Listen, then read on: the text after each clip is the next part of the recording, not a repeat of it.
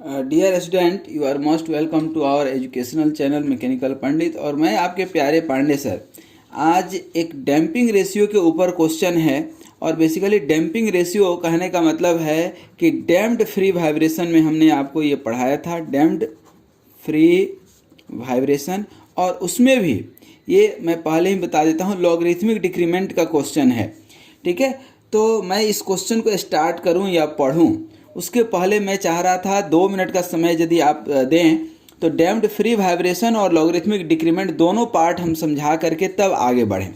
तो देखिए दोस्त, इस क्वेश्चन को हम साइड में रखते हैं। क्वेश्चन आपके सामने ही है और थोड़ा सा डैम्प्ड फ्री वाइब्रेशन समझ लें, उसके बाद जो है फिर हम लोग इस क्वेश्चन पे आ जाएंगे। ठीक है, डैम्प्ड फ्री वाइब्रेशन बहुत अच्छे से समझिएगा। देखिए, डैम्प्ड फ्री वाइब्रेशन जब हमने आपको पढ़ाया था, ठीक है ना, तो उसमें हमने आपको बताया था कि 3 चीज़ ही तो इम्पोर्टेंट है, सिर्फ 3 ही चीज़ दुनिया में इम्पोर्टेंट है। कौन कौन सा चीज़ है? वह है स्प्रिंग, डैम्पर और मास। इसके अलावा क्या है मैकेनिकल वाइब्रेशन में? क्या है इसके अलावा? कुछ नहीं, ठीक ना। तो यही आपका स्प्रिंग स्टिफनेस है, डैम्पर है, मास है। इन तीनों के फोर्स निकाले थे हमने इक्विलिब्रियम स्टेट के लिए। तो फोर्स को हमने सम कर दिया था, चूंकि फ्री वाइब्रेशन है, कोई एक्सटर्नल एक्साइटेशन नहीं है, तो ये इक्वेशन निकल करके आया था mx double dot C X dot plus K X equal to 0।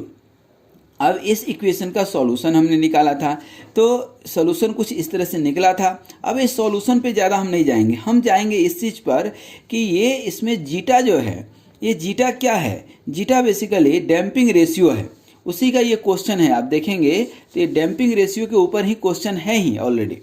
ठीक है, अब ये डैम्पिंग रेशियो, तो डैम्पिंग रेशियो का वैल्यू क्या निकला था हमारा? C/cc। C क्या है? डैम्पिंग कोफिशिएंट, और ये cc क्या है? क्रिटिकल डैम्पिंग फैक्टर या क्रिटिकल डैम्पिंग कांस्टेंट। अब ये क्रिटिकल डैम्पिंग कांस्टेंट क्या होता है? तो इसका वैल्यू होता है 2mw। इस क्वेश्चन को और अच्छे से समझने के लिए आप लेक्चर नंबर यदि 30 देख लेते हैं तो और अच्छा रहेगा। 30, 31 दोनों देखना होगा, तब आपका ये समझ में क्लियर आएगा। ठीक है, अब एनीवे आइए कम टू द पॉइंट। अब ये 2mwcc, अब इस डैम्पिंग रेशियो का वैल्यू, अच्छा फिर ये ओमेगा डी का ये वैल्यू होता है। ठीक है, अब देखिए इस जीटा का, इसको हम जीटा बोल रहे हैं डैम्पिंग रेशियो को, इस डैम्पिंग रेशियो का वैल्यू इक्वल टू 1 हो सकता है, ग्रेटर देन 1 हो सकता है, लेस देन 1 हो सकता है। ग्रेटर देन 1 होगा तो क्रिटिकली डैम्प्ड होगा, यदि ग्रेटर देन 1 होगा तो ओवर डैम्प्ड, इक्वल टू 1 होगा तो क्रिटिकली डैम्प्ड, और लेस देन 1 होगा तो अंडर डैम्प्ड। और इस तीनों का ही हमने जो है ग्राफ निकाला था। ग्राफ जब हम समझाए थे तो कुछ इस तरह का ग्राफ हमें मिला था। Over damped vibration red colour आप देख रहे हैं, कुछ इस तरह से जा रहा है। अंडर डैम्प्ड के लिए ये ग्रीन कलर, और क्रिटिकली डैम्प्ड के लिए ये इस तरह से जा रहा है। ठीक है, अब बात करते हैं हम अंडर डैम्प्ड के लिए। अंडर डैम्प्ड में देखिए यहाँ पर ये जो ब्लू कलर है और रेड कलर है, ये दोनों का बिल्कुल डिफरेंट है। लेकिन ये ग्रीन कलर जो आपको दिख रहा है, इसका एम्पलीट्यूड जो है, ये एम्पलीट्यूड है और ये टाइम है। टाइम के रेस्पेक्ट में एम्पलीट्यूड जो है यहाँ पर कुछ है, फिर थोड़ी देर में कम हो गया, थोड़ी देर में कम हो गया, थोड़ी देर, तो ये धीरे धीरे सक्सेसिवली कम हो रहा है, अचानक से कम नहीं हो रहा है। जैसे इसमें एक्सपोनेंशियल या इस तरह का इक्वेशन आता है, लेकिन यहाँ पर क्या है? इक्वेशन तो एक्सपोनेंशियल है, लेकिन यहाँ एम्पलीट्यूड धीरे धीरे कम हो रहा है। इसका मतलब कि यहाँ पे 20 है तो यहाँ 19 होगा, 18 होगा, 18 होगा, 17, इस तरह से कुछ कम होगा। तो कितना कम होगा? तब हम क्या करते हैं, इन रेशियोज का, इन x1/x2 का एक जो है कोफिशिएंट निकालते हैं, एक रेशियो निकालते हैं, x1/x2 या x2/x3 या x3/x4 या x1/x6। आखिर ये कम हुआ तो कितना कम हुआ? उस कम को ही हम लोग बोलते हैं लॉगरिथमिक डिक्रीमेंट। क्या बोलते हैं दोस्त? Logarithmic decrement. Logarithmic decrement is defined as natural log of 2 successive amplitude. Natural logarithm of ratio of 2 successive amplitude is called logarithmic decrement. तो ये हमने लॉगरिथमिक डिक्रीमेंट निकाल लिया। यदि ये एम्पलीट्यूड तो अभी हमने 1, 2 का लिया है, लेकिन ये 1 to n का लेना हो तो ये 1 से लेकर के n तक का लेना हो तो ये भी फार्मूला होता है 1/n natural log of x1 upon xn plus 1, ठीक है। और यही logarithmic decrement in terms of damping ratio, ये निकला था हमारा formula 2 pi zeta upon square root of 1 minus zeta का स्क्वायर, ठीक है, 1 माइनस डैम्पिंग रेशियो का स्क्वायर। और यदि ये डैम्पिंग रेशियो बहुत ही छोटा वैल्यू हो, कोई ऐसे 1 से तो कम होगा, ये क्लियर है, लेकिन और भी कम हो जाए तो हम ये लिख सकते हैं delta equal to 2 pi zeta. ये टोटल राम कहानी था हमारा, ठीक है। अब इतना समझाने के बाद हम आ जाएं इस न्यूमेरिकल पे। इस न्यूमेरिकल को करते वक्त ये थोड़ा सा जो है अपने दिमाग में जरूर रखिएगा कि कैसे कम हो रहा है, ठीक है ना। और ये कम किस में होता है? अंडर डैम्प्ड में होता है, ध्यान रखिएगा। क्रिटिकली डैम्प्ड में तो अचानक से 0 पे आ जाएगा और ओवर डैम्प्ड में भी इधर आ जाएगा, लेकिन ये जो है धीरे धीरे सक्सेसिवली कम हो रहा है अंडर डैम्प्ड में। देखिए क्वेश्चन क्या कहता है, the successive amplitude from a free vibration test for a structure, कोई स्ट्रक्चर है, कोई ब्रिज है आर। अब सक्सेसिव एम्पलीट्यूड मतलब क्या है, यहाँ पर ये है आपका, मान लीजिए, और ये जो है कुछ इस तरह से आपका वाइब्रेशन बन रहा है, वाइब्रेशन का, ठीक ना। अब ये क्या हुआ x1, ये क्या हुआ x2, मतलब ये डिस्टेंस ध्यान रखिएगा, x3 x4, या तो नीचे लेंगे तो सिर्फ नीचे का लेंगे, ऊपर का लेंगे तो सिर्फ ऊपर का लेंगे, ध्यान रखिएगा। ये x3 मतलब सिर्फ यहाँ तक का मीन एक्सिस से, x4, ठीक ना।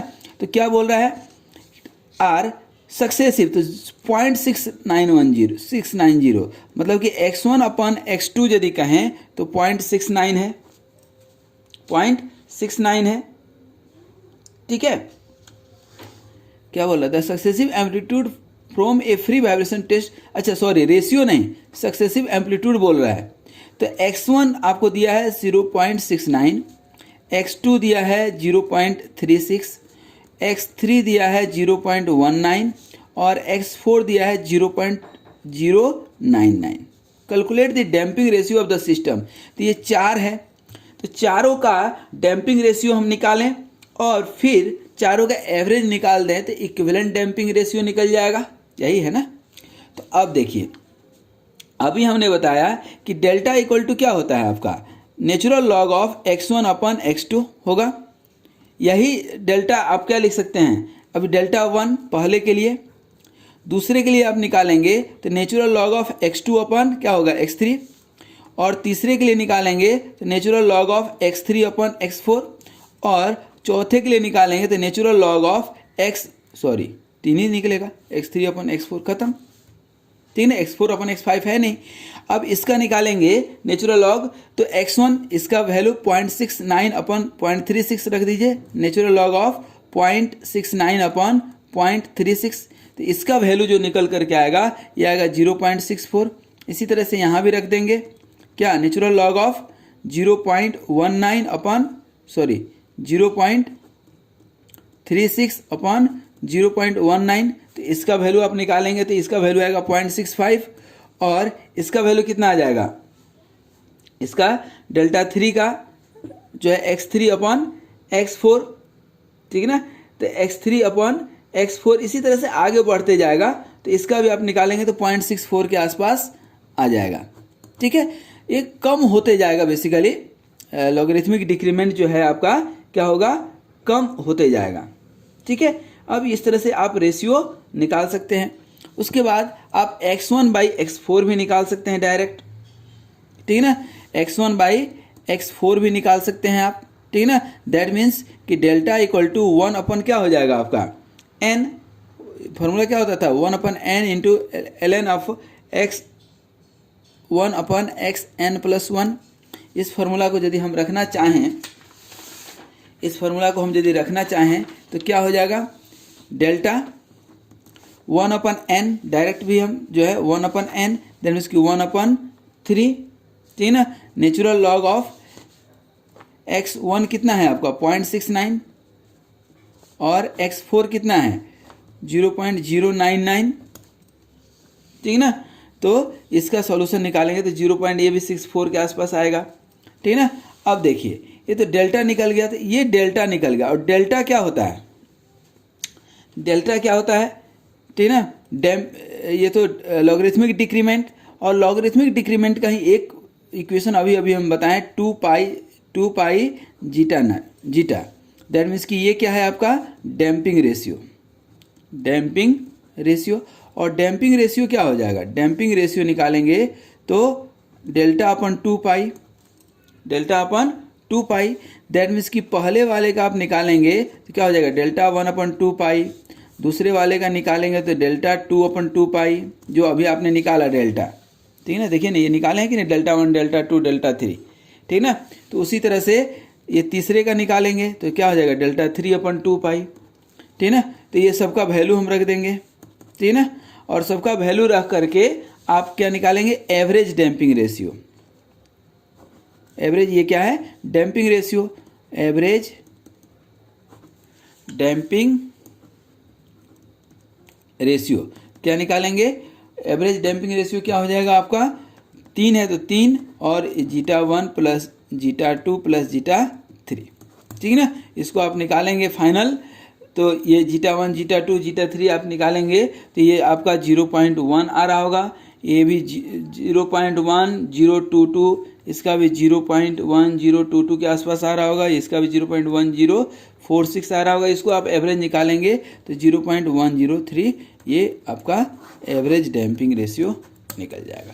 तो ये क्वेश्चन कितना आसान था आप देखे होंगे, लेकिन इस क्वेश्चन को समझने के लिए, कॉन्सेप्चुअल क्वेश्चन है, इस क्वेश्चन को समझने के लिए बहुत ज़रूरी है कि आप जो है डैम्पिंग रेशियो का कॉन्सेप्ट, लॉगरिथमिक डिक्रीमेंट का कॉन्सेप्ट आपका क्लियर हो। जब तक वो क्लियर नहीं होगा तब तक अपना काम नहीं बनेगा, ठीक है। तो यहीं पर विदा लेंगे आपसे, और फिर किसी नए न्यूमेरिकल में या किसी नए थ्योरी के साथ जो है आपसे मिलेंगे नए क्लास में। आज यहीं तक। Thank you very much for watching this video, and be happy, healthy and keep smiling. Thank you very much.